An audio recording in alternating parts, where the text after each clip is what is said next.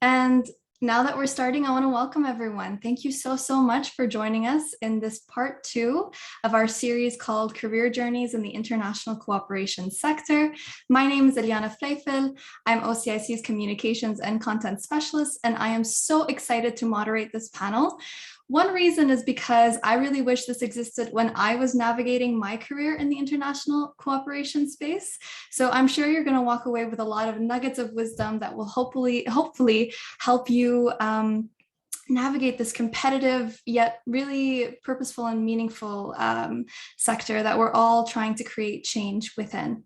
So before we start, I'd like to give a land acknowledgement. So OCIC currently recognizes that it operates on the traditional and unceded territory of many Indigenous nations, specifically the Haudenosaunee, the Anishinaabe, the Huron-Wendat, and the Mississaugas of the Credit First Nation. We also acknowledge that our membership, staff, and board operate across Turtle Island on the unceded territory of numerous Indigenous peoples. And I want to introduce this session. So this session is in partnership with Centennial College, Humber College, and St. Paul's University College at the University of Waterloo. We are all pleased to present a conversation between panelists sharing insights on their career journeys in academia and civil society, in government, nonprofit leadership, and entrepreneurship. And you can see from this diversity of panelists, you can see how the sector is really wide in variety in terms of ways that you can explore careers in the sector and ways you can explore and create change.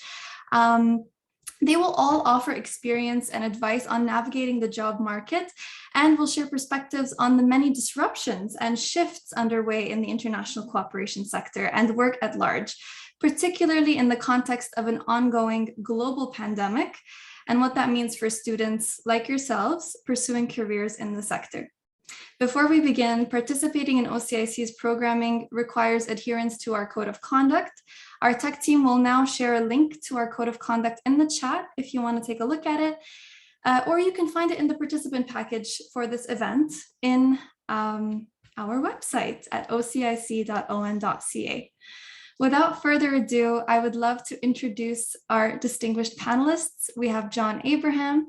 He's a continuing lecturer, International Workplace Manager for INDEV, Masters of Development Practice at St. Paul's University College, University of Waterloo, and he's an OCIC Board of Director. We also have Stéphanie Saint-Laurent-Brazard, Senior Development Officer and Public Engagement for the Government of Canada, Alison Cody, Senior Development Officer, Partners in Health Canada, Kumaran Nadisan, Chief Strategy Officer at 369 Global Inc. and founder of Comju.it. Finally, but last but not least, we have Karine Wong, Life and Leadership Coach and Owner and Principal Consultant at Karine Wong Consulting. Now, normally I could share a bio for each of our speakers, but I'd rather have them introduce themselves. So I'm going to give you the floor in the order that I just introduced you. And I'm going to give you a prompt that maybe will give us a little bit of insight into your career journeys. So my question to you is, as you're introducing yourself, why did you decide to pursue a career in international cooperation? What was your first job in the sector, and what do you currently do or work in the sector? I'm going to start with John. Thank you, Eliana. And greetings to everybody from the traditional territories of the Anishinaabe, Haudenosaunee, and Atawandaraon people. So in terms of why I got started in the sector, I think for me, it's really about life experience. I did not grow up in Canada. I grew up between the Middle East and South Asia, India in particular. And the city I grew up in as well was a city that was very cosmopolitan. You know, I had an opportunity to go to school with people from really all over the world. And so it was a fascination with the stories I would hear, you know, after summer holidays, everyone coming back to school and talking about where they had been. And my own experience of seeing, you know, real disparity between the way I was brought up and the opportunities that people in many of the cities that I visited growing up, just to visit with family and friends, how they were experiencing life. And so this triggered some questions. I didn't start university, like many people I'm learning who work in this sector. I didn't start university intending to work in the sector, but gradually over the 4 years that I was at university, I found out that there were actual ways to formally engage some of these dilemmas and some of these questions. So that's how I came to be in the sector. I did an undergrad and master's degree in some related areas. And my first job was actually in academia, working as a research assistant on a genome policy related project.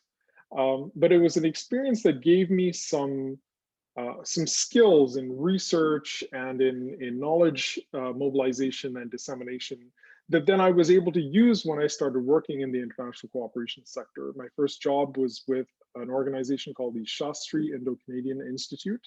And it was an organization that did cooperation between India and Canada on issues of higher education and culture, but also very substantially on international development issues. Amazing. Thank you so much. Stephanie.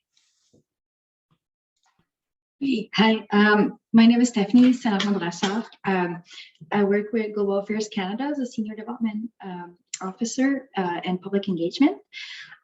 So my journey, why did I decide to go in international development was because I wanted to help people make a difference. And throughout my career, I always adopted a constructivist approach where I would construct on knowledge, reflecting on my own experience and my own perceptions. And they really helped me throughout my career. Also knowing that I started as what triggered, I guess, my interest was that I started as an intern through the volunteering cooperation program in Peru with SUCO, which is a Canadian NGO, working on sustainable agriculture. And that was during the completion of my master. So I was also having a partnership with a research center and researching on the relationship between Latin America and Quebec. So looking at differences and also a point of convergence of our culture and so on. So researching on that. Coming back to Canada, I was looking for a job in the field. I was actively looking. Given that I come from rural Canada, I moved to the city, hoping that it would help with my application. And when I joined Global Affairs Canada, it was through a post I saw on Facebook. They were looking for a casual. So I joined as a media monitor. So it was day, evening, night shifts. I did that for about 1.5 years until I became tired. The body can adapt so much. And so decided to start looking for other opportunities and so on. So I participated in the International Youth Internship Program with the United Nations Association in Ukraine, with the United Nations Development Program and the Ombudsperson and Anti-Corruption Office. And so I worked there for about 6 months until I was actually hired as a consultant when I finished my mandate with them. I seized the opportunity as I saw there was a need for them to have a gender equality and human right-based approach they wanted basically to have an assessment on how partners that applying for funding, how they could add those perspectives into their applications. So I see that opportunity, offered my services, and that's how I got hired as a consultant. I had the possibility to extend my journey afterwards, but I was then approached with a former colleague of mine for media monitoring to join the Global Affairs Canada again as an analyst on the Afghanistan-Pakistan program. And I stayed there for about 3 years. Went on a posting to Kabul on temporary duty, helped organizing International Women's Day back in 2020. Then the rest is history, was repatriated. And in little did we know, in June, I then joined the, after going through the process, hiring process internally, then joined the Engaging Canadian program because I was successful in a hiring competition, and so then became a senior development officer internally. And so this is my current position.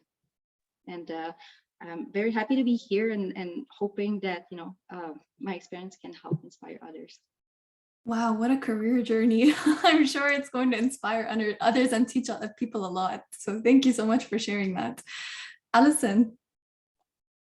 Hi, everyone. Thanks so much for having me. It's great to be here.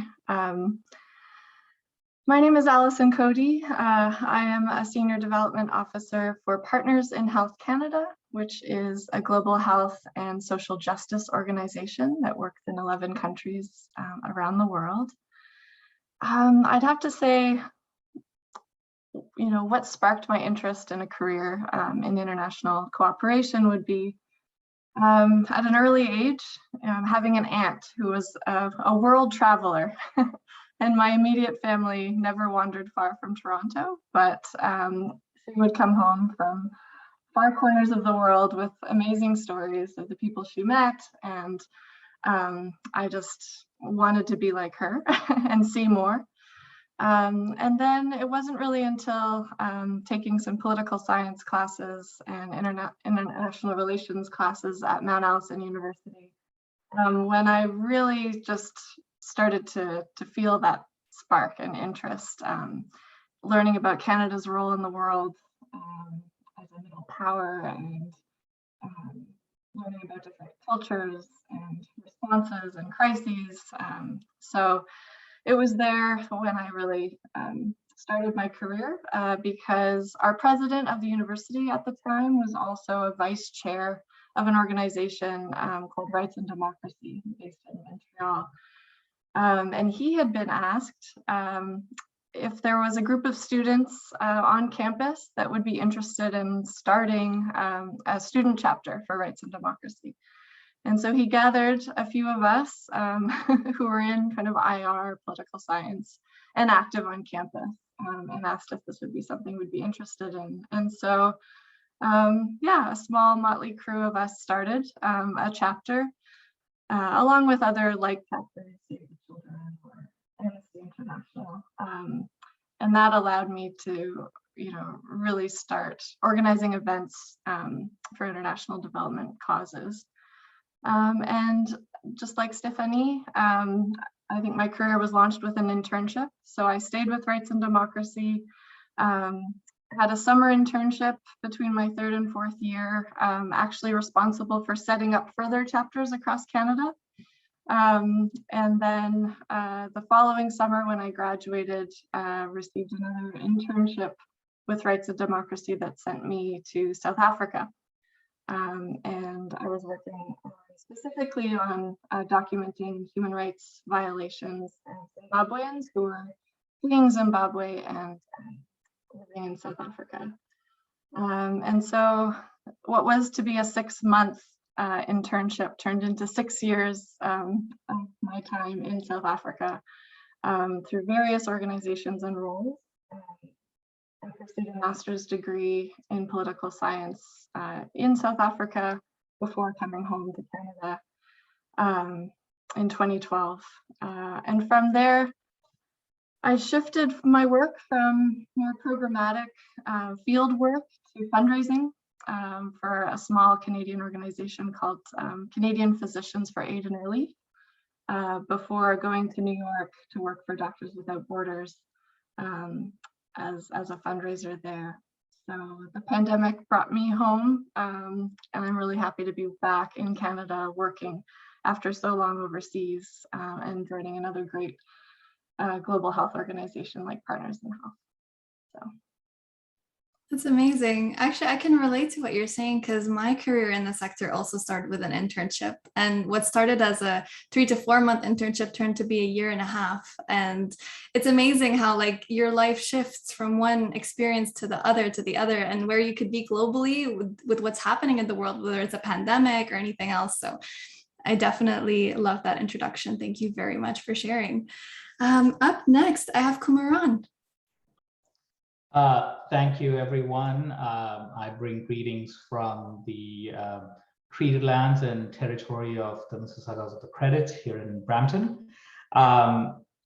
When Kim reached out about this panel, I sent an email telling her I have no idea why I should be on the panel. And after hearing everybody, I'm convinced I have no idea why I'm on this panel today. I have not had a single job in international cooperation. I have not studied international relations or development, but here we are. What I can share with you briefly is my work in this sector in many ways has actually come full circle. It was actually inspired by the work of OCIC. Let me explain what I mean by that. So I grew up in different places. I think, John, similar to you, I grew up in the Middle East as well, South Asia, Australia, and so on. You know, very much as all Canadians are inevitably a global citizen by intent and by desire, and I think by nature, which I heard from everyone on the panel. And I came to Canada when I was about 16 and went to U of T, and I was always, you know, concerned about the issues of the world, and especially in terms of coming from a history of refugeehood and displacement, political and economic. Always concerned about diasporas. How do you go about building, how does Canada as a nation of diasporas leverage the resources and networks it has for taking Canada's development agenda in a different kind of way?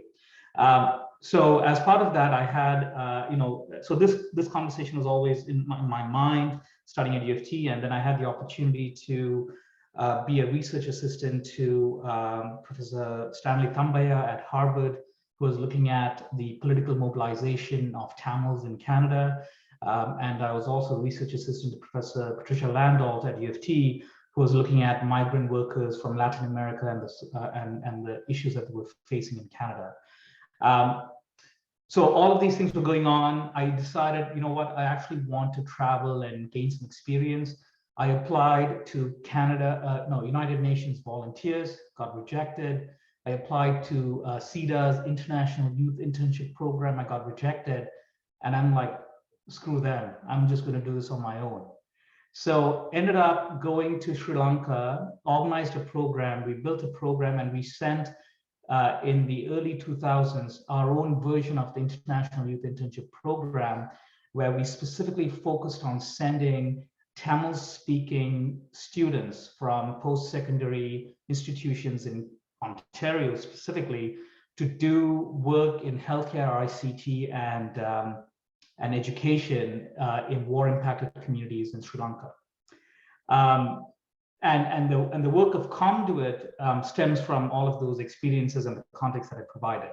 So even Conduit, when we launched in 2014, it was kind of getting at this thesis of like, how do you go about leveraging diasporas for development? What is the role of especially people of color in decolonizing development work?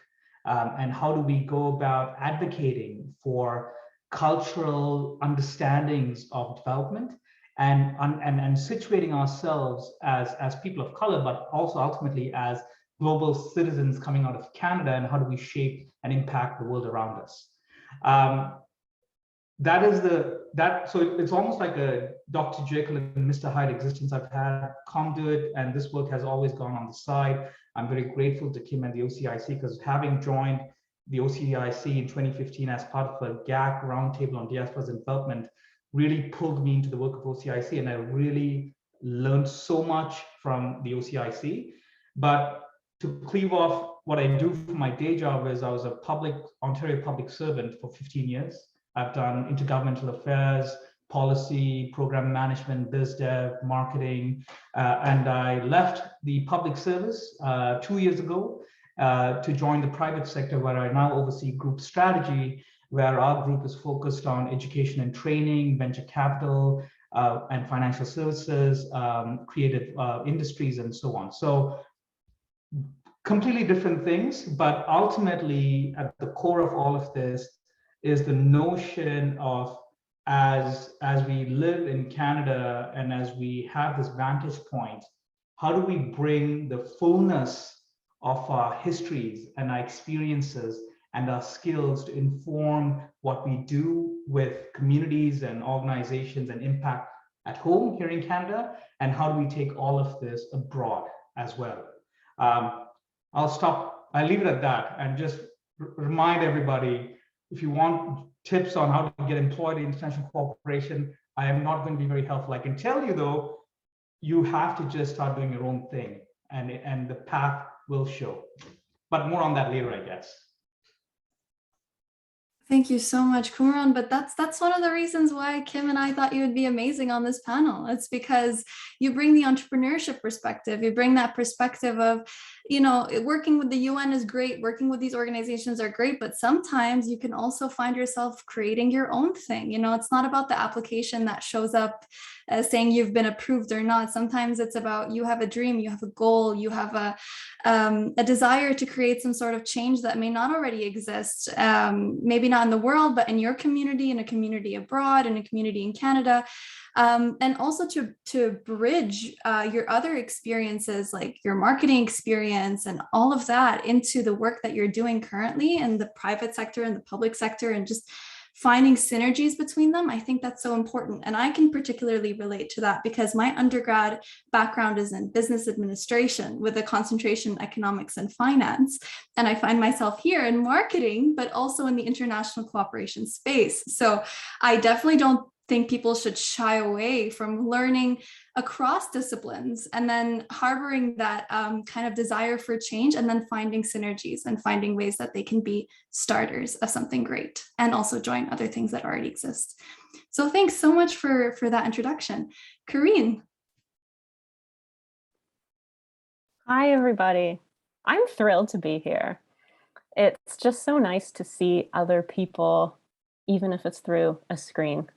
And to everyone who's shared so far, thank you for sharing your stories. I have so many questions for you all. I love talking to people, and I think it's it would be so lovely to connect outside of this as well, and in the coming hour that we have together.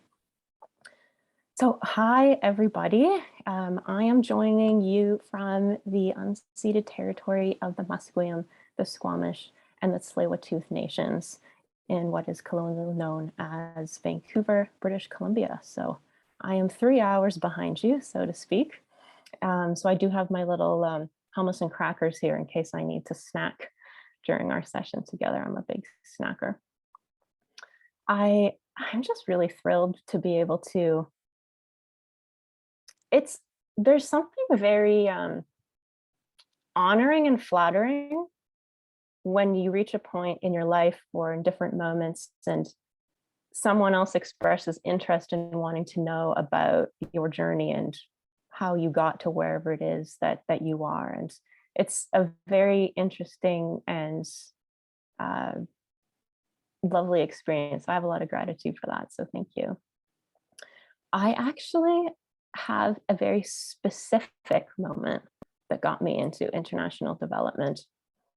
And when I finished high school, I went straight into university because I thought that's just what you do. And I had no idea what I was doing. I took the 101 course in everything, which has been really great for my crossword puzzle game. Greek mythology, I've got that. But I had no idea. I felt so much pressure to pick a major that was going to set me on the right course and most successful course for the rest of my life, whatever that meant. And I didn't know what that meant. And so I ended up taking a year off. I thought I wanted to be an English major, but that also didn't really entice me either. So I actually went and I did the program called Katimavik, which some of you may have heard of. It is, I can't advocate for this program enough. It was a complete game changer in my life for folks who maybe aren't familiar with it. It still exists in a different capacity now, but when I did it, it was a 9-month fully funded government program where folks from the ages of 17 to 21 could go away and spend time living together in these small kind of group cohorts in 3 different communities across Canada. You have a full-time volunteer job. You're given a stipend to live in. It was a no money in, no money out situation. And when I was there in this program, living in Bridgewater, Nova Scotia, which is this amazing small town just south of Halifax, we would have different people come to speak at our group. We were this group of really young people. We wanted to get to know what was going on, be inspired by other people. And we had this fellow come and speak to us about the sustainable development work that was going on in Bridgewater, Nova Scotia, this tiny little town. And it just totally blew my mind. I just had this moment. I felt like I was floating afterwards. It's just where I was really, really drawn into just how much environmental sustainability was important, the consequences and potential ramifications, the consequences that were already happening that really had to do with environmental degradation and sustainable movements that were happening. I watched Inconvenient Truth the same week, and I was in it. I was so in it. And when I came back to Canada, I switched into an international development major, which I now jokingly call and lovingly call my degree in critical thinking, because that's ultimately what I feel like I most walked away with in my degree. And it deeply and uncomfortably challenged me to understand in different ways where I was positioned in all of it. And I started my degree thinking that I wanted to go out and change the world. And I ended my degree having no idea what that really meant and how I could align my values that I was discovering and building in what was unfolding around me. And I was so confused. I was very lost when I finished my degree. And how I kind of bridged over from my university years into working was through a volunteer position, actually. We're all here at a wonderful OCIC event. There are councils like OCIC in every province across Canada. It's phenomenal, and they're all connected through this other overarching net, which is beautiful. And so because I live in British Columbia, I found this position, an unpaid volunteer role, to work on the newsletter for the BC Council for International Cooperation. And I thought, well, maybe it would be nice and good to meet other people who are actually doing this. And I think internally somehow I just needed to bridge out of the learning and into the doing and be around other people who were doing it a bit more, so I could start to use that as a way to really figure myself out. And I did that for a year. And then I did this thing that I shouldn't swear on this. This is being recorded. I got very sweaty and felt very nervous before I did this. But after I did that for a year, I asked them to pay me. And I had a lot of people who helped me be able to do that, because that completely and utterly terrified me. But I did manage to turn a volunteer position into something that was paid after doing it for a little while, just by asking. And organizations, now that I've been around for as long as I have, folks really want to hang on to good people who are doing good work. And oftentimes they are very, very receptive to having that as a conversation. So I would really recommend considering that in different moments in your life. From BCCIC, I've kind of had this trend of, I've moved around a lot. I went from working a little bit as a volunteer with BCCIC to working with one of BCCIC's member organizations, the Aga Khan Foundation, which is a phenomenal organization. I just worked with the best people and had so much fun. And it was really instructive and formative in terms of learning a lot about fundraising and the fundraising landscape. It was a fundraising communications kind of role. And I worked with one other person and in what ultimately felt like a school portable. A lot of NGO offices are kind of like these little things tucked away in these interesting places. And from there, I just didn't feel like I wanted to continue there after a year. And part of me was kind of itching to see if I could try my hand at going overseas. And I applied to do the Aga Khan. They do these incredible fellowships. And I think they're extremely competitive because I didn't get in. And I thought, what? But I even worked for you. And so I didn't get into that. And I then just kind of moved into working with, tried my hand at local community programming. I worked at the YMCA here in Vancouver with youth and seniors programming. And then I moved into, well, if I'm going to be very honest, I had some burnout. It was my first taste of burnout. I was in that role and I ended up leaving that role ultimately for health reasons. Burnout is a very serious thing, and learned a lot about what I needed in a job to be able to live sustainably. And I then went and kind of tried my hand at the private sector a little bit. I went into outdoor retail. I worked for Mountain Equipment Co-op when it was a co-op. And that was really good for me to just get a taste of something different and feel like I had community at work, because it was the biggest place I'd ever worked. There were hundreds of people who worked there. And after a few months, though, I could really feel inside me that selling people stuff, it's kind of like toys for adults, well, also children, folks of all ages. It wasn't feeding my soul, and I didn't feel excited to do it. I even caught myself, this is around the time that Canadian anti-spam legislation came out for anyone who works in and around communications. And I was so bored that I volunteered to be on a working group to figure out how anti-spam legislation was going to get embedded in the organization. I thought, oh wow, Corinne, if this is where you're at, you need a change. And which is not to say there's anything wrong with folks who, really feel like that feeds their soul. That was me acknowledging that really didn't feed my soul. And around that time, BCCIC had a job opening.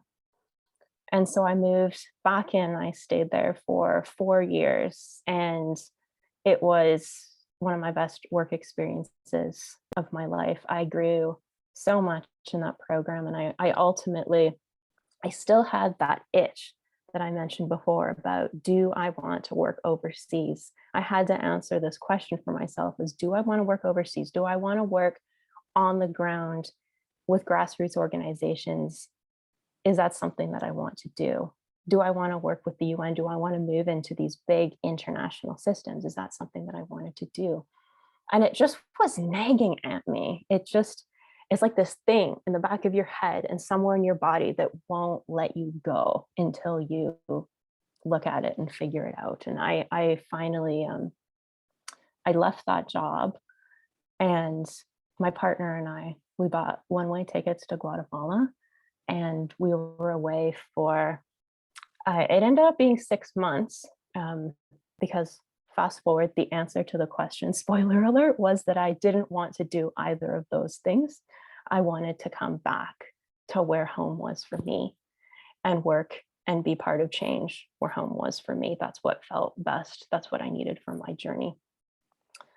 It was an incredible experience, and it challenged me in a lot of ways. And it also showed me that if the opportunity wasn't presenting itself for me, I have the power and ability, and I want to also acknowledge there's a lot of privilege in the ability to make that choice as well, to be able to go and create that opportunity for myself.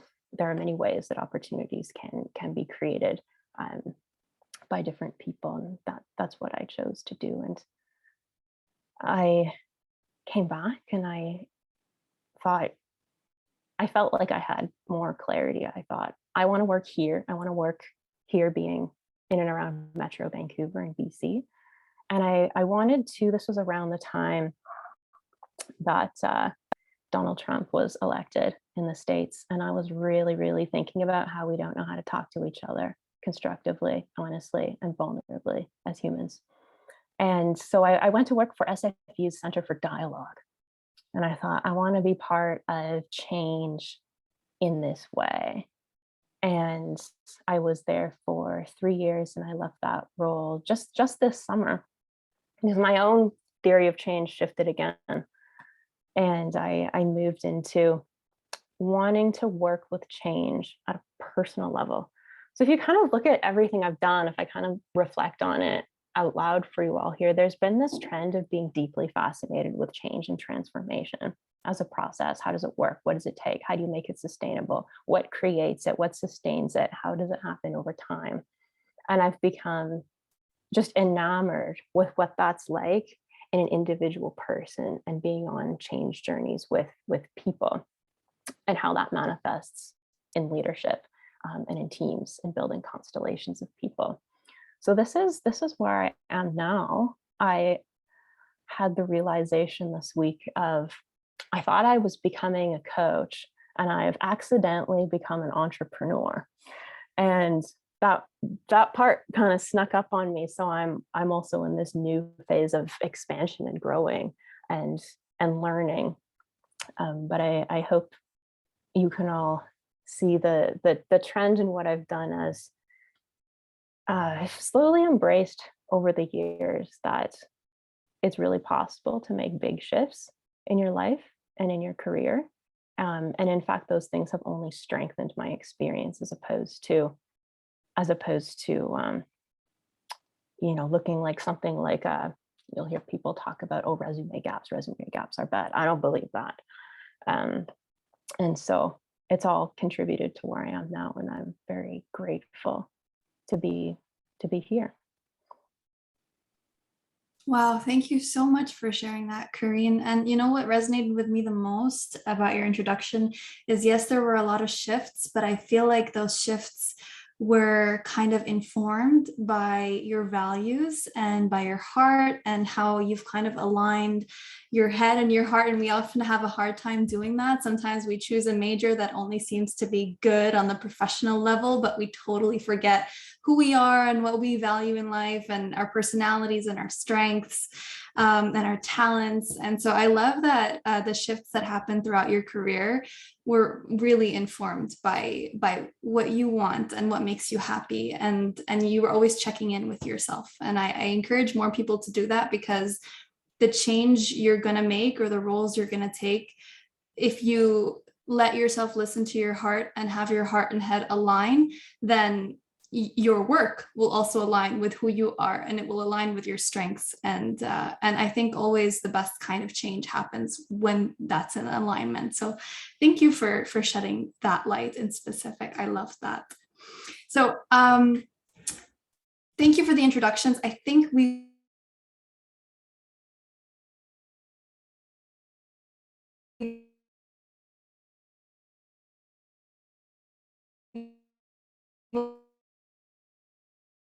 we'll jump to a two-part question. So basically, I wanted to ask that, as you all know, participants and even our panelists, jobs in the international cooperation sector are competitive.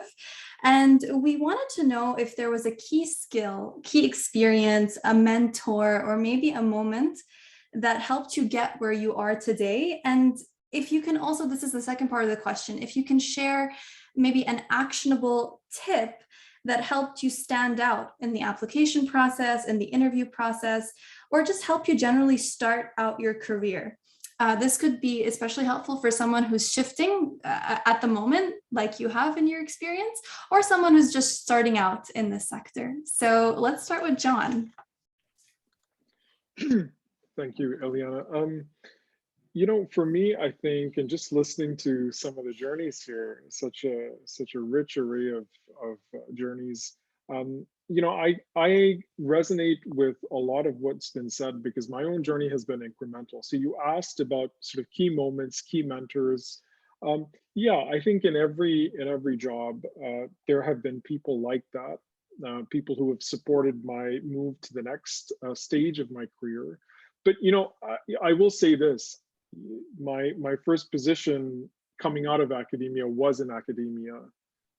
So my first position coming out of academia with my master's degree was in academia as a research assistant. And I felt at the time, I just thought, wow, like here I am, I'm back at square one, back at the university. But it was an incremental step, and it was something that helped me develop a certain skill set, and that skill set led to the next thing. And every single step built, further and further along until, yeah, I mean, 15, 20 years later, I'm in a place that, there've been so many twists and turns in the journey. I probably wouldn't have thought that I would have landed up over here, both geographically, but also in the career that I'm in right now. I just want to pick up on a couple of things that have been said, and I cannot emphasize this enough and I can see some of my students who are on the call right now. So big shout out to you as well as everyone else who's listening. So these pivots that happen and the role of rejection, if you want to call it that, the role of failure, if you want to call it that, a perception of failure, I think is a better way of describing what that is. There's something about this field, Corinne, you talked about the degree as being a degree of critical thinking. And there's something about this field that requires us to be resourceful and persistent to the vision of the field, which often goes against the grain of what professional development looks like in the broader world. And it requires us, I think, to, of course, constantly re-examine, but also to search out inspiration, because I think it's, especially in those moments of pivoting, especially in those moments, the gaps in the resume and those things, you really start to doubt yourself, and this can be very demotivating. And so I would say, as well as searching out for the skills and searching out for the, the mentors and things like that. I remember something that a friend of mine, he's much younger than me, and he's already sort of working at the executive level in academia. He's just, one of these, prodigies, right? And I sometimes look at his calendar and I see the way that he organizes days, and I think, oh my goodness, how do you get through a day like this, right? And something he told me is every single day I do something that inspires me. I make sure that I put that in my calendar, and that's what keeps me going. And I think that's so important, right? So for us not to lose that motivation, not to lose that vision and that inspiration, the things that got us interested in engaging with the big questions in this sector in the first place. Right, reconnecting with your purpose. And like Corinne said, also, like, the more you can reconnect with your values, the more aligned you are with your purpose and your personality and what you're doing. And I especially like your note about failure, because I've had a lot of failures in the career journey, and I always use those failures as a way to, like, point me in a different direction rather than demotivate me. So if it's a failure in an interview, it'll be like, okay, well, what was it about the interview that I could change, that I could pivot, that I could shift? So it's always about being, like, reflective and rather than critical, and kind of taking a moment to see where, where the sector and where your experiences and where your desires and values are making you shift. So I love that. Thank you for sharing that. Stephanie? I actually would love to pick up on that, because how Hi. We're in an event. I'd applying for jobs, was I rejected, like, how many times, like, I cannot count it. It took like hundreds of applications before, like, seeing results and just, persevering, and not just that, like, I realized also, like, it was so important also to seek for help, like, because I don't like that competition mentality. I think, like, it's so important to, like, listen to one another and seek for advice and for help and for mentorship, because everyone has something to say, and it's something that I think I felt like whenever I would interact with, like, a peer, or I would interact with someone, like, I would always learn something new, and that would always, like, help. And And I'm really inspired with people that are aligned, with their passion and, that with their conviction and everything. So for having explored all like NGO, government and UN, like it all depends like on like how close to the people you want to feel like and how connected, because like there's so like there's bureaucracy, like if like as soon as you join the government and as soon as you join the UN as well. So seeing like your action as being impactful can become a little like you can see it, but it's not the same exactly. Like whereas like you may have more flexibility in the CSO world and so on. So that's also something to consider whenever like seeking for opportunities. But also like within your organization as well, like I know that throughout my careers, I've asked help from my colleagues to say, okay, I mean, that's a new country or a new organization, like how does that work here? Like, what is it that I need to know? And I was lucky enough to be able to build alliances with some people that gracefully took me under their wings and just showed me the ropes and, and sometimes just like give me a cue. And I was like, okay, you can be blunt with me, give me like real feedback, because that's what I'm looking for. I need to progress and I want to learn and I want to, so like not being afraid of getting feedback, honest feedback, and never fall in love with your draft ever, because there's always someone that has something to say, people that have used, and it's important to like integrate those and take it in and reflect on it, and it helps also with cementing some assumptions, like some like working with people that have different views, and then you realize, oh, like maybe we're like we're having different views on this, like how can we come and work productively together and make it happen. And so sometimes it's important to just take a step back, being okay, I come from my own assumptions like this, but this person is coming from that background, so how can we find like something in common that we can work on? And so yeah, like those two, and also not being afraid to reach out like in your wider network, because I did some what we call like cold calls, like trying to email people on LinkedIn. I'm like, okay, I like what you do in life, like would you be willing to talk to me about your job? I just want to know more, and so on.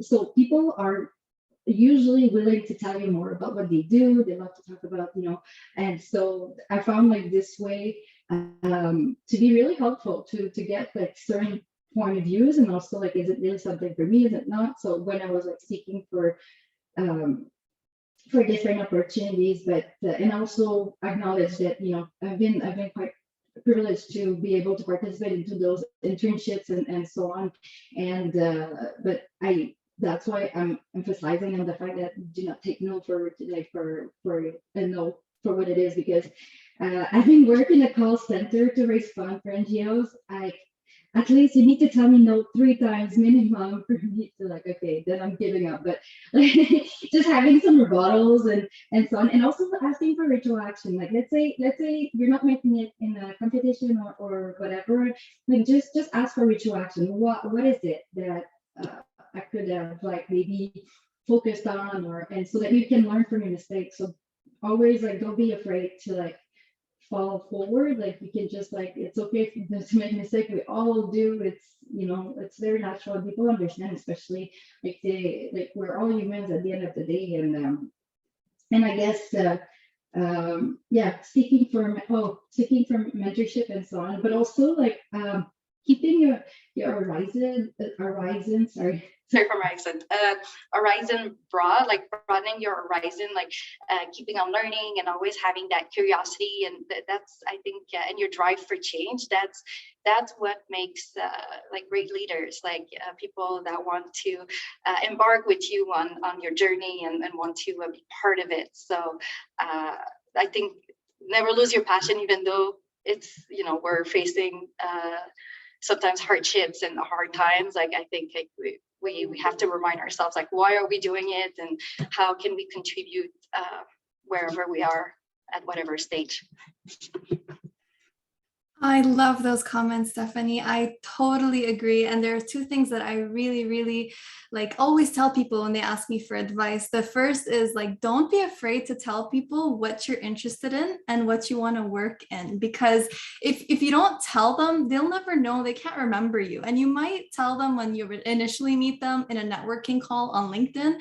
But you know, it could be anyone. It could be your professor. If you watch like a documentary in class that you like filmmaking, they'll remember you when an opportunity in the future comes up, not necessarily just on that call. And you can end up finding the opportunity of your dreams simply because you put yourself out there and you kind of told people that this is what you want to do. They will remember you. The other thing is about feedback and about constructive feedback in particular.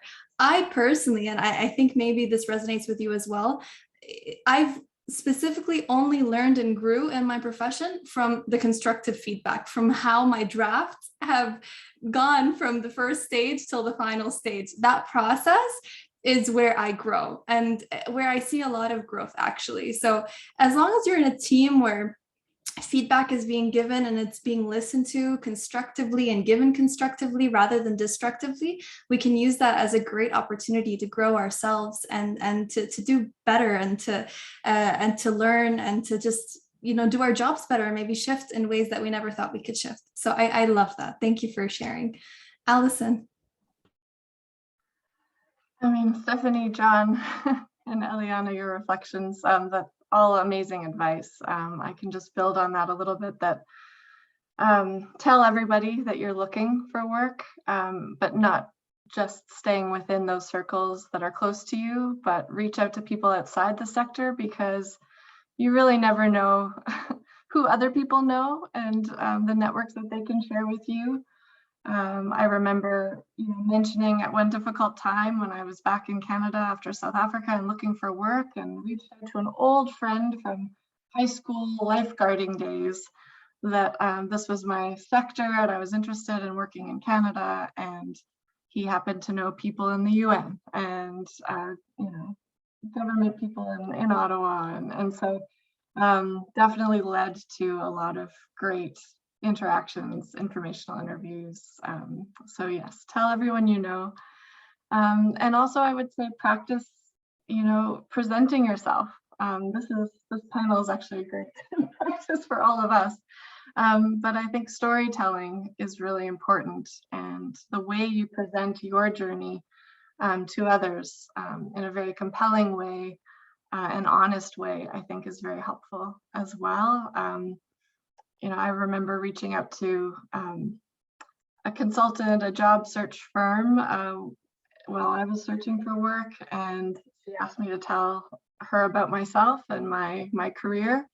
And I think I went on and on for about 5 minutes, and she said, you need an elevator speech. You need to be able to present yourself concisely so that, people can catch on to what you're asking for. So I think too, just practicing how you explain your journey to others is really important. But I think everybody should also remember that your career is a long game, and you have to be flexible and patient and willing to pivot and willing to try new roles. I started in South Africa that I thought would be a 6-month time there. Quickly realized I wanted to stay much, much longer. Was able to convince my employers at the time to turn this into a longer commitment, but eventually the mandate ended, and I had to scramble to figure out, what I wanted to do. So I think one of the best decisions I made in my career was to delay my master's after my undergrad, because that allowed me to travel and work. But that said, picking up my master's in the place where I wanted to stay kept me in the country I wanted to work in legally, and opened up a whole other network and opportunities as well. I also think that with my personal journey, I've definitely sat in interviews where I've explained that I have planned this out so perfectly. I wanted to pursue this career, so I went to the field. And I did work there, and then very planned, did my master's, and then I came back to Canada to work at a headquarters position. But in truth, it all just kind of fell into each other. I had to really react and make decisions and continuously check in with myself on what I wanted. And I can't advocate enough for self-care throughout your journey as well. Make sure you're good to yourself.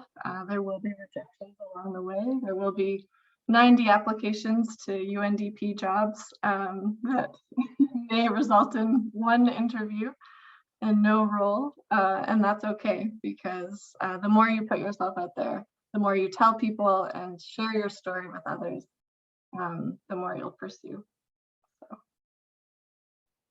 Yeah, I totally agree. I noticed that on the point of communicating, I think that's super important, because sometimes you can have the skills and you can have the experience, but if you're not good at communicating it, it simply will not go through to the other party. And so the two things that I would say is, yes, communicate. The other thing that really stands out when you're communicating is showing that you've done your homework. So whether you're applying to a master's program or a job or writing that cover letter, part of doing effective communication is not just communicating on what your experience was and what your skills are, but also how well you know the work that they do. Did you go to their website? Did you read what they do? Did you read about their projects? Do you follow their social media pages? Like, when you come to communicate this stuff, people really appreciate that you've done your homework and you can talk to the work that they do and why it resonates with you and why it resonates with your values. So the point of communication is actually really good advice. Thank you so much, Allison. Kumaran, sorry, I was on mute. Kumaran. Thank you. Gosh, this is such great advice from everyone. So I really am going to be very, hopefully brief and very specific in what I want to share with all of you. And my apologies if I'm repeating someone. So the way I wanted to structure these comments is I wanted to look at it through the lens of the three sectors that I've had the privilege of working in, private, public, and ultimately community work, and not for profit. If I look at it from the lens of the private sector, as an entrepreneur, as a member of like corporations and so on, I'm sure all of you've heard, or you've at least seen, Steve Jobs' Stanford commencement speech, right? And it's an amazing speech. Steve Jobs has his own, faults, but he's quite an incredible figure in this century at least. And there's a specific part of the speech where he says you cannot connect the dots looking forward, you can only connect them looking backwards. And so you have to trust that the dots will somehow connect in your future. And my advice, or not advice, I don't have a job even in the sector. My suggestion from my own experiences, do not say no to any opportunities that cross your path. It may not even make sense in that particular moment as to why the universe is opening this opportunity up for you.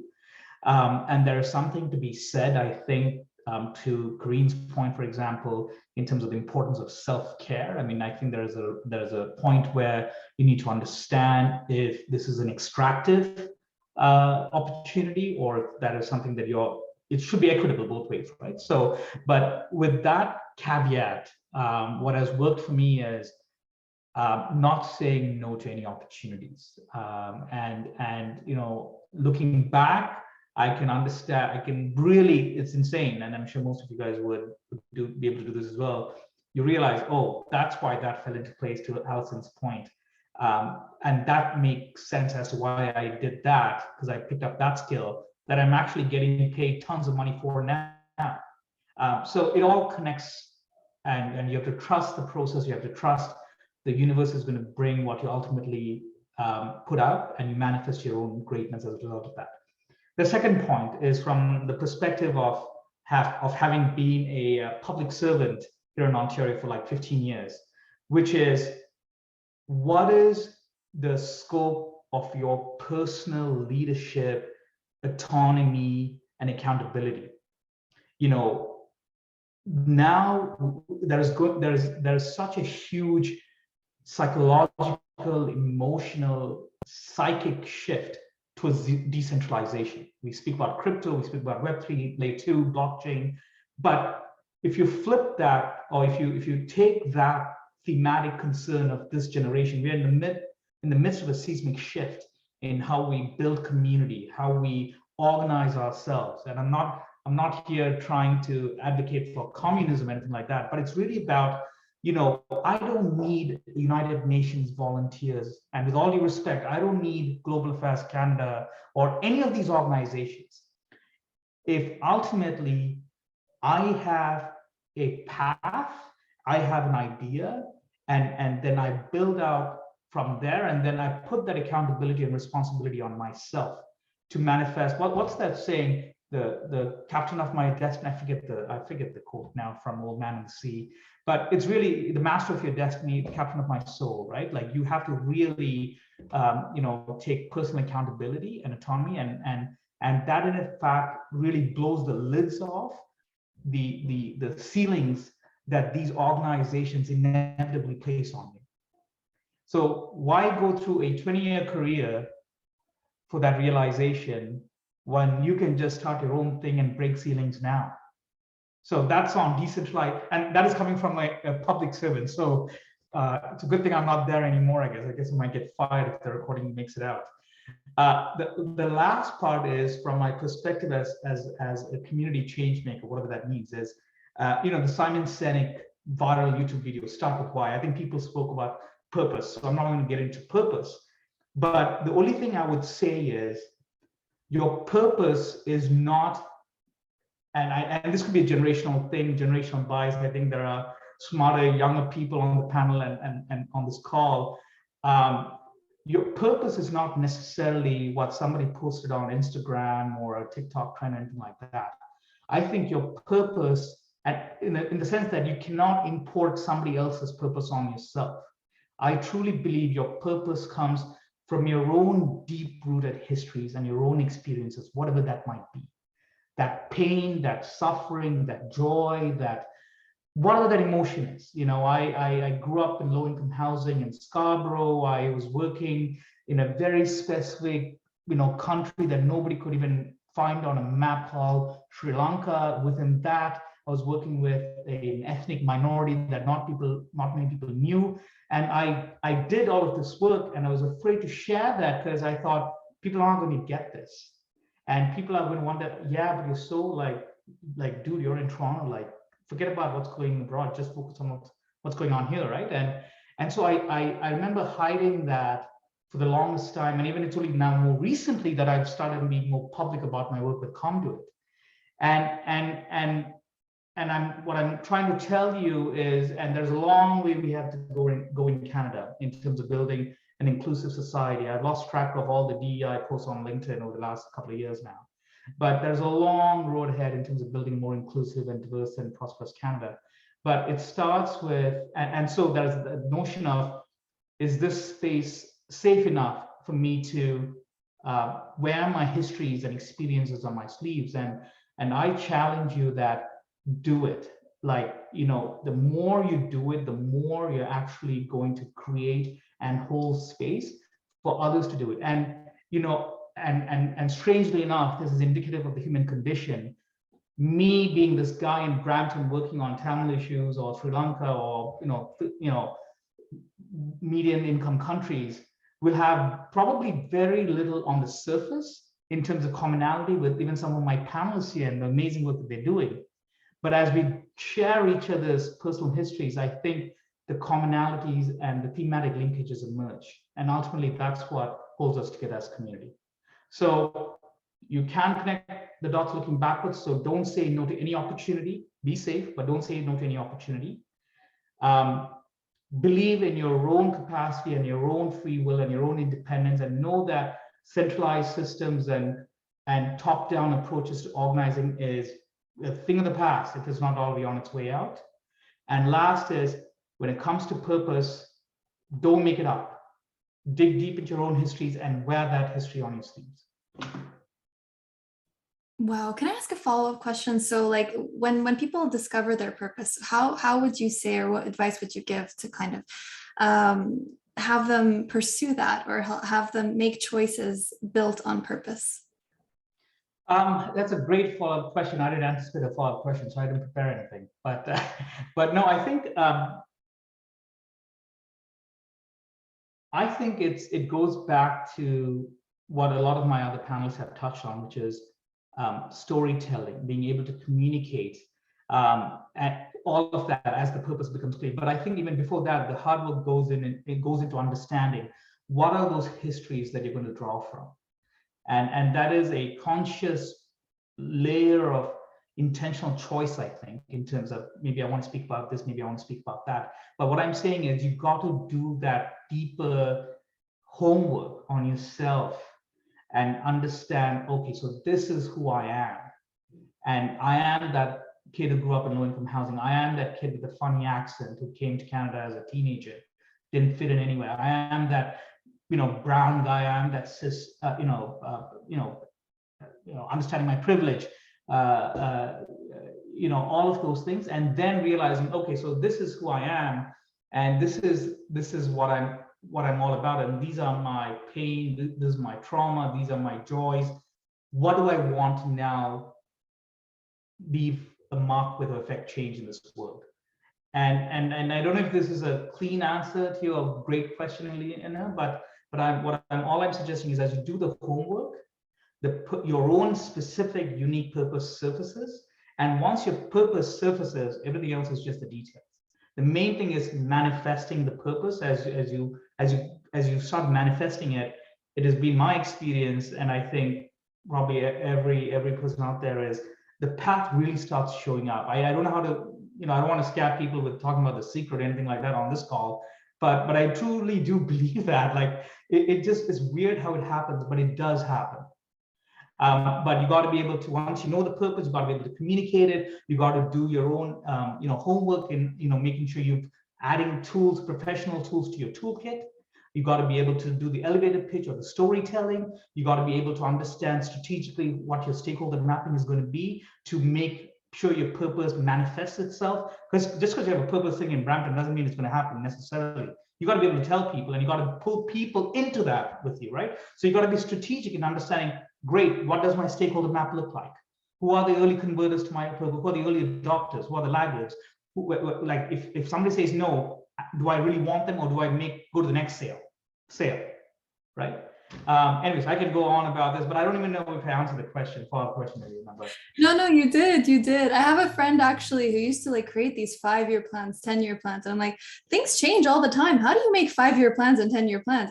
And he told me, well, the thing is, the plan changes, but the goal of where I want to be, or my purpose, that's what stays the same. So these 5-year plans, you make some actions, but then when things shift, you look at the new actions or the new options, and you say, does this still align with my purpose or my overall goal? If yes, then that's when you can make decisions towards your purpose and towards fulfilling your purpose. So I love your comments about purpose and setting that first and doing your homework first, so that you can set your career journey forward. Love that. Karine. I'm trying to keep my cool, but listening to you speak, Kamaran, I'm just like, yes!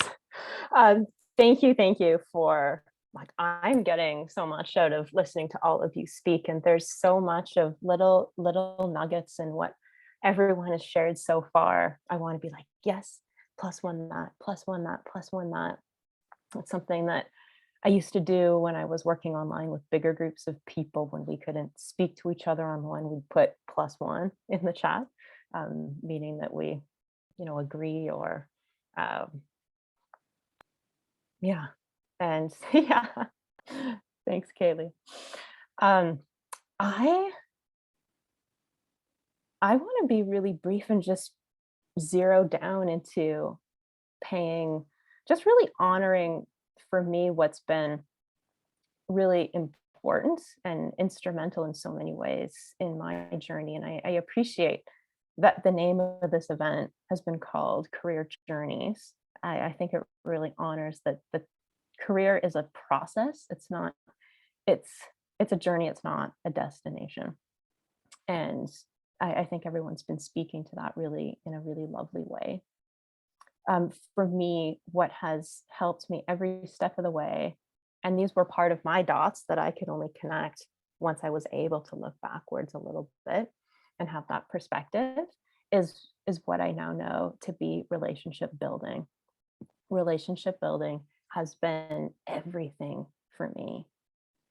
And I first started noticing it when it would clearly create an opportunity that helped me move in a direction professionally. And I thought, oh, just like meeting people and talking to people, like this can be. And I'll also add for context that I've been a very shy and quiet person for a lot of my life, which you'll all be kind of like, what? You just clearly spoke for. I looked after I spoke earlier. I was like, oh my God, I talked for like 15 minutes. Like, ooh. Yeah, I didn't really like it. It always felt so scary to talk to other people, especially if I didn't know them, about something about me. And the more I did it, the more I started to feel connected to other people, and that fed me, and it really resulted in some really fantastic professional opportunities. But more now, I've come to think a lot about where I used to work, the value of, and value is not even, a strong enough word for it. It's completely, it's essential. We cannot go without relationship building with anything like public engagement work. When we're going to have folks coming together to talk about difficult things, we cannot talk about difficult things together unless we're able to create some form of relationship and connection. And in the work that I've been doing now, and the more I've been thinking about relationship building, I've really landed on that I want to be, and I need to be building relationships like my life depends on it, because it actually does. And I'm speaking now from a mental health perspective and an isolation perspective, and what has changed dramatically for so many of us in this pandemic perspective, and how much being with other people, however that feels best for somebody, is what can help keep things like self-doubt at bay. It's there are so many really difficult feelings and emotions and thought patterns that thrive in isolation, and they can dissipate sometimes even more quickly than you realize when you're actually able to be with them in the presence of other people, folks who are, and to put the caveat on there, folks who have shown that they're trusted, and that they're able to hold your story in a way that feels safe and good and comfortable for you. And there are very levels of relationship building. This is the one thing I wanted to just kind of leave this round of conversation with, is just how important that is, to the point where now I actively and very consciously cultivate relationships across my life for many different reasons. And it keeps me sane. It brings me joy. It is what helps me on days when everything feels like it's going wrong. And so that's something that just, there's a human piece of it. We need relationships. We are social beings, and we're emotional beings. So build those relationships, because our careers and our lives depend on them. Absolutely, 100%. And sometimes, like in the world we live in today, when maybe it's hard to meet people in person, sometimes it's a chance to get creative. One of the things I love working with OCIC in is that we try every week to have a check-in, a team check-in, where we play games, or we decide to co-work together. So everybody's still doing their work, but like our videos are on and we're kind of together, we're playing music in the background. So, like definitely find a creative way to stay connected to the people you work with, to your friends. And this is particularly something I love about working with network-based organizations, is that you're constantly connected and you're always being reminded that, yes, they're on a personal level you need to connect, but even in your profession, we can't do this alone. We have to connect and we have to work together. And we need each other to drive meaningful change. So I love that point about relationship building. At every step of the way, relationship building is like at the core. So thanks for mentioning that. I cannot believe it's already 4:18. It's crazy how like these conversations can go on forever and ever. I do have one very short question left because I do want to take some questions from the audience. Like, people are eager to ask questions. I see them in the chat. So I guess I'm going to do like a lightning round for this final question, maybe a minute response per person.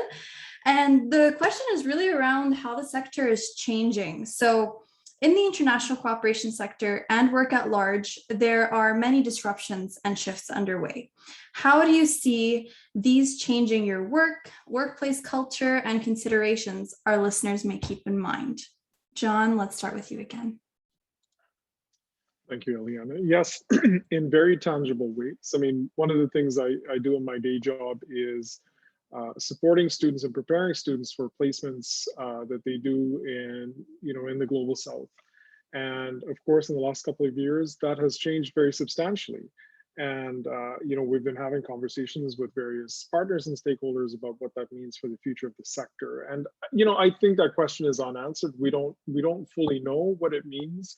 But looking at the way things have changed in the private sector, where things have moved towards leveraging technology and various forms of working that didn't exist, nor like at a mundane everyday level a couple of years ago. Things have changed, and it's going to be interesting to see what influence this has on the international development sector, because of course there are inequities built into that way of working as well.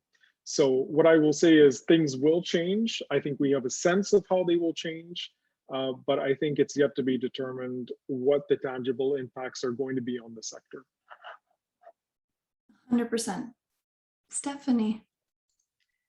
No, that's a very good question, especially the nature of public engagement. How is it gonna change, as well as it with the COVID, like as it influenced young people entering the workforce? Is there more fears of like volunteering experiences like abroad, or like, as we're shifting online? Those e-volunteering experiences, like how popular is it? And is it gaining traction?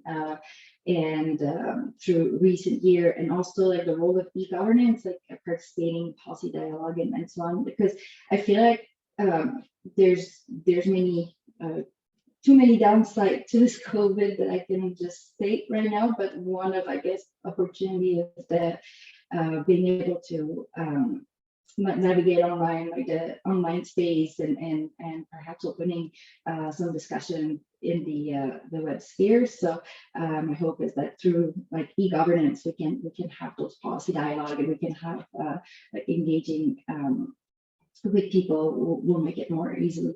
But yeah. Amazing. Yeah. Thank you. Thank you so much, Allison. Well, I think how the current environment has really affected my current job. My role is to develop relationships, build trust, demonstrate impact of donors and giving to this field. And a lot of my role would have been meeting in person and traveling across Canada to thank generous people for giving towards these global initiatives. And everything is turned virtual, of course. We might have done this talk in a hall somewhere in the before times, but I think it forces us to be, we're challenged to come up with new ways, be creative, as you said, Eliana. I was on a call with colleagues earlier. People are meeting with donors to garden people are meeting with donors to go on a bike ride. I've gone through, gone on walks with donors. Well, there's other ways to connect. But one thing I've seen with my colleagues who are even more connected with our partners in the field all over the world is that now we can communicate even better. So everyone is used to this virtual world and connect. So I think one thing that it's done is allowed us to really understand the needs and include those we are ultimately trying to help and partner with and accompany in our work. We can include them, even more effectively in this way. So I think certainly lessons are being learned, but to also embrace that closeness that can be created now in our sector. Absolutely. We did lose some closeness with like physical isolation, but I think there's a level of accessibility now that, online work affords that wasn't there before. So definitely taking advantage of that is important. Kamaran. Just quick bullet points: decolonize the framework, decentralize the systems, distribute tools better, let diasporas shape Canada's development agenda globally, especially in the global south. That's it. Very important, yeah. Karine. +1, plus a million. And honestly, I don't know the answer to this question. I mean, we can hypothesize, and there are so many ways in which I feel like we're being squeezed because we need change and we're moving toward change. And I'm personally trying to do a combination of trust the process, but also play an active role in what I can, and trust myself in the process to show up. And I invite everyone to be a part of that in whatever way that makes the most sense to them, in whatever way they feel called to do that. Thank you very much for us all being able to be here and share these thoughts. And I've learned so much from all four of my panelists here.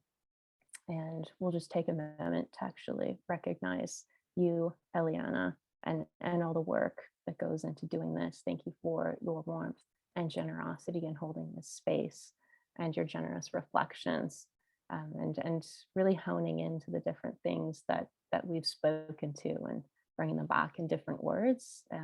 It's really beautiful. I see the storyteller in you. Thank you for being here with us, and to all the folks who are making this happen, kind of behind your OCIC signs. I see you all. Thank you for all of your efforts. It's appreciated. Wow, that's so kind. But you're thanking us, but really we thank you, and we appreciate you being here, honestly. We're learning so much from you, and like I hope that everybody is really taking notes and taking advantage of this in their career journey in the future. And I'm looking at the time. Safia, I see your question in the chat. We have just time for one question, unfortunately, because we do need to wrap up with a poll.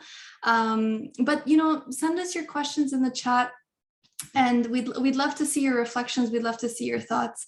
Safia, I'm gonna ask you to unmute if you're comfortable with that. If you want to ask your question, and whoever feels comfortable answering, please do. Okay. Thank you very much, Eliana, for the opportunity to speak. And I really enjoyed listening to all of you. I learned so much from being here today. My question is, I have been aligning myself with numerous organizations for the past 3 years because I am a passionate vaccine advocate. And so what I've discovered is that this is what I want, and this is my purpose. But instead of taking international development at school, I did international business. Just long story. So I just would like to know how I could gear myself towards international development now, because every entry level posts that I have been applying to, I haven't been getting interviews. So I feel like I'm known in the sector now, and I'm just looking into getting into the field so that I would be able to continue to contribute.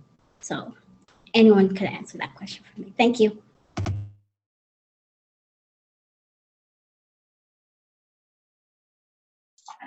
I think that one of the trick, especially if you're applying in it's let's say it's in a written format, I like to think about it like a situation, task, action, result. So I know it's very, it's very formal, but I think like especially for jobs, application, the government, like this is more or less like how they think about it, and they value, how much time you've had within that organization and what skills you were able to develop throughout that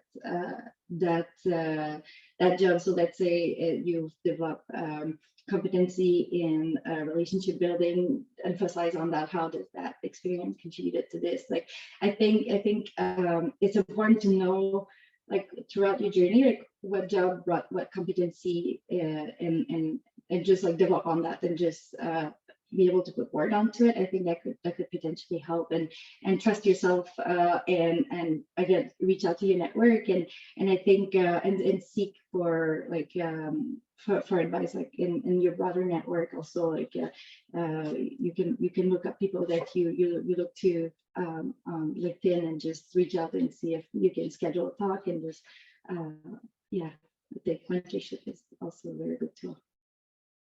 I hope that helps. Thank you.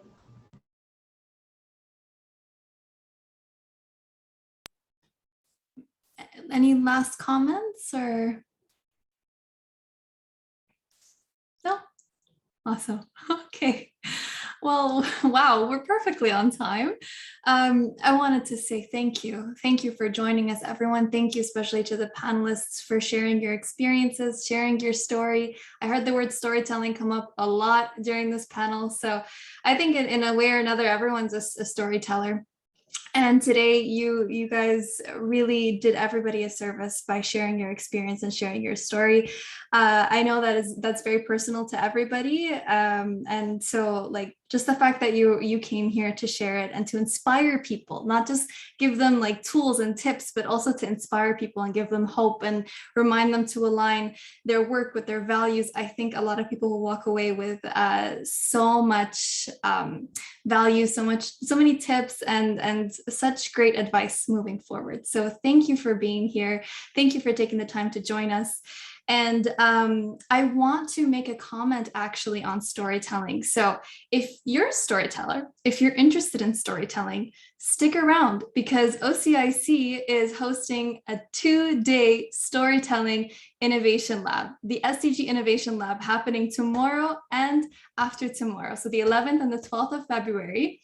And we have people joining us from all over the world, actually, to talk about dignified storytelling and ethical storytelling. And there's even a lab component where you can reflect with your peers and go into breakout rooms and really understand more about what storytelling is. And so if this is you and sounds like something that you'd be interested in, please sign up, go to our website. I think there's also going to be something in the chat, a link that you can use so you can see our program. We have amazing things lined up. So before you go, I wanted to make note of that. And I also wanted to let you know that there will be a poll showing up in a moment. If OCIC staff could please generate that for our audience so that you can let us know your thoughts and your reflections and your takeaways from this session. I'll give you guys a couple minutes to finish that. And maybe while everyone's filling out the poll, panelists, would you like to say anything that maybe wasn't addressed in the questions, something you want to end on, a quote for inspiration, anything that wasn't mentioned? I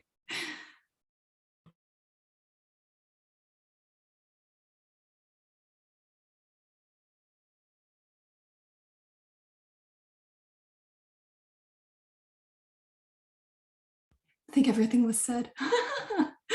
That's great. Yeah. I think the thing that, Thank you so much for organizing the events.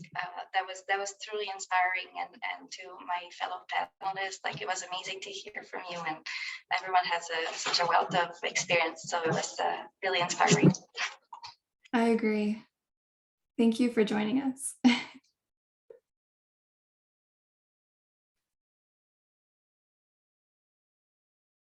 So Marilyn, I know that you've generated the poll.